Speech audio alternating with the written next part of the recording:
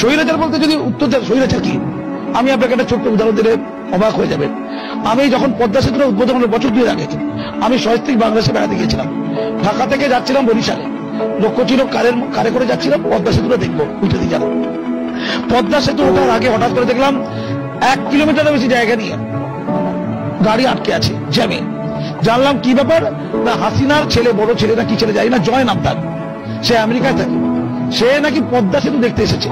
তখন বেলা 11টা বাজে, অফিস আবার, হাসিনা তার দলবল নিয়ে তাকে পদ্মা সেতু দেখাচ্ছে, গাড়িকে জ্যাম করে, গাড়ি আটকে প্রায় 1.5 ঘন্টা গাড়ি আটকে ছিল। আমি অন্য কথা বলছি, ভারতবর্ষের প্রধানমন্ত্রী এতটা উন্মাদ হয়ে যায়নি যে আমাদের দ্বিতীয় হুগলি সেতু বা হাওড়া ব্রিজ 1.5 ঘন্টা আটকে রেখে তার পরিবারের কোনো লোককে ব্রিজ দেখাবে, এমন হয় না। কাউকে যদি ব্রিজটা দেখাতে হয় 5-7 মিনিটের মধ্যে ছেড়ে দেওয়া উচিত।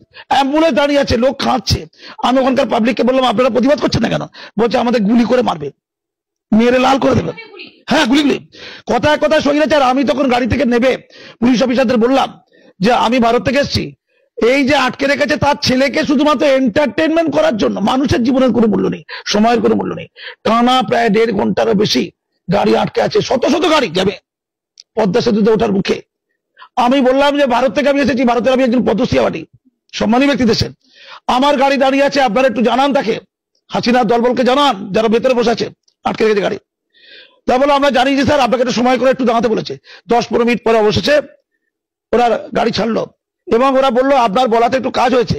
আমাকে প্রচুর লোক ধন্যবাদ দিল, দাদা আপনি যদি না থাকতেন আমাদের আরো বেশিক্ষণ দাঁড়িয়ে থাকতে হতো। দুনিয়া দেখেছেন, তার ছেলেকে পদ্মা সেতু দেখানোর জন্য 1.5 ঘন্টা গাড়িগুলোকে দাঁড় করিয়ে রেখে শত শত গাড়ি কি ফুর্তি হচ্ছে?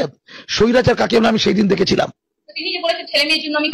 আরে কোটি কোটি টাকা লুট, তার বিরুদ্ধে সবচেয়ে বেশি অভিযোগ আছে দুর্নীতি। শুনে দিন, এটা আজকে যে ঘটনা ঘটলো, কত কম জ্ঞান দেখুন। এই যে পরিবারতন্ত্রের কথা বলা হয়, এটা পরিবারতন্ত্রের কুফল।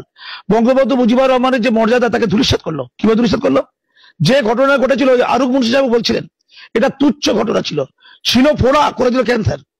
ছাত্ররা যখন সংরক্ষণ ইস্যুতে কিছু দাবি করেছে, তাদের বলতে পারতো যে তোমাদের দাবিটা হাইকোর্টে বাতিল হয়েছে, সুপ্রিম কোর্টে আমি দ্রুত দাবিটা তুলবো, বিবেচনা করার জন্য আমি বলবো, তোমরা এত উত্তেজিত হও না। তোমাদের যে সংরক্ষণে যে তুলে দেওয়ার দাবি আমি তো 2018 সালে মেনেছি, কিন্তু সংরক্ষণ ওই মুক্তিযোদ্ধা পরিবারের কিছু লোক হাইকোর্ট থেকে সংরক্ষণের দাবিকে আবার জাগরিত করেছে। আমি সুপ্রিম কোর্টে গিয়ে এটা মূল্যায়ন করতে বলবো। বলেছে? বলেনি। আবু শহীদকে মনে পড়ে?